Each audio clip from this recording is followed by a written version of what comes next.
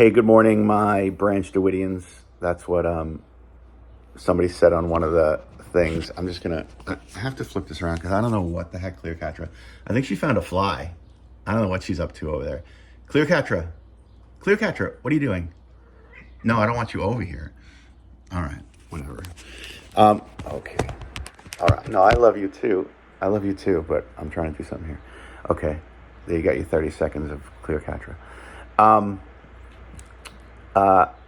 So a couple things. I speak in hyperbole about my legal team, right? As a goof, kind of. But, you know, my friend, she's an attorney, as I've said a million times. She's in a courtroom all day. She told me a story, as I was telling her about Amir and Karsten's.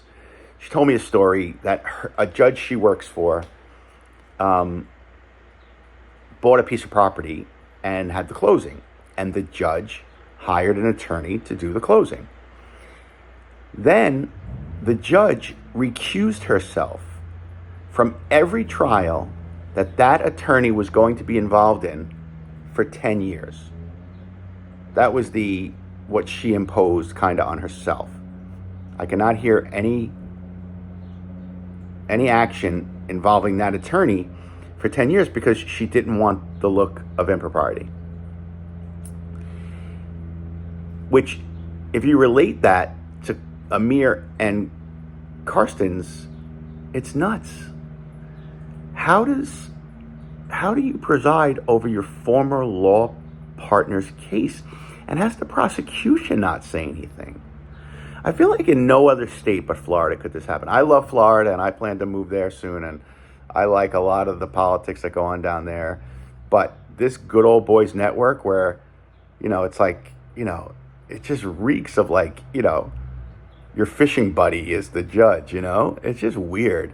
And how the prosecution lets it go, and maybe this is grounds for a mistrial or a appeal or something down the road, I don't know. But it's just bizarre. And I know people have talked about it, but I wanted to give that analogy and give it a little bit of scale with that story of my friend and that judge here in New York, just as an example of what would never be allowed here that's clearly going on openly down there. So, all right, I will be back in court on Tuesday. I feel like Jeremy and Amir are personally trying to bankrupt me, but it's okay. I'll win. I got a little bit of Jeremy in me, even though it's probably self-defeating and self-injurious. I'm still gonna keep at it. I was talking to a couple of the gang on when we were down there, and we were talking about Jeremy and the way he kind of surrounds himself with these people, right? His contractors are all, a lot of them have had legal trouble and whatever, and it the Captain Hammonds was saying that it kind of boosts Jeremy up a little bit to be surrounded by what he sees as tough guys, because he's a coward, right? So he needs the help, he needs the propping up. And I said he's like a fear biter. That was the analogy I came up with. Like there's a lot of bark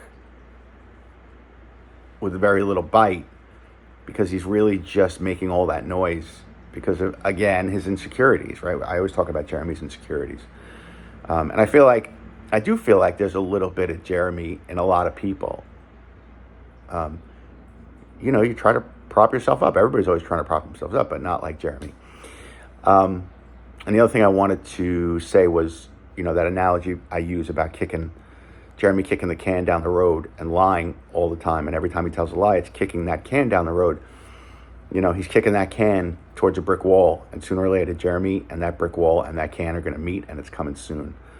And a couple people have said, we're going to lose out on Jeremy content when that happens, and I disagree, because the phone calls are never going to end.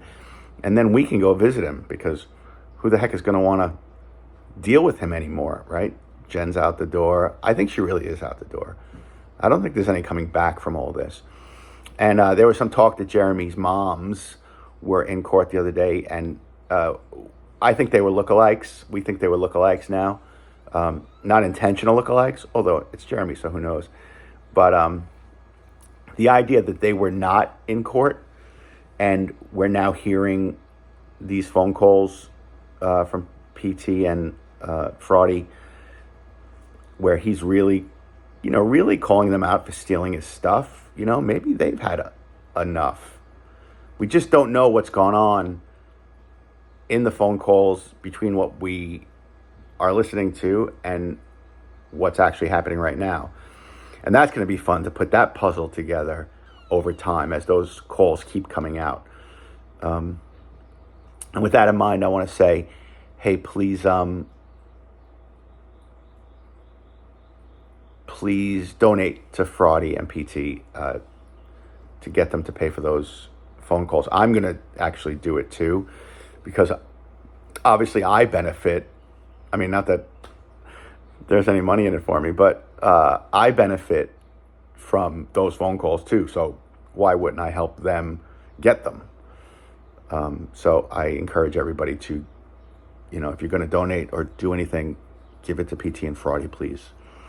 All right, so I will see everybody maybe before Tuesday, but definitely on Tuesday for sure. And have a great weekend. Please stay safe and stay healthy, and don't do anything Jeremy. All right, have a great weekend. Bye-bye.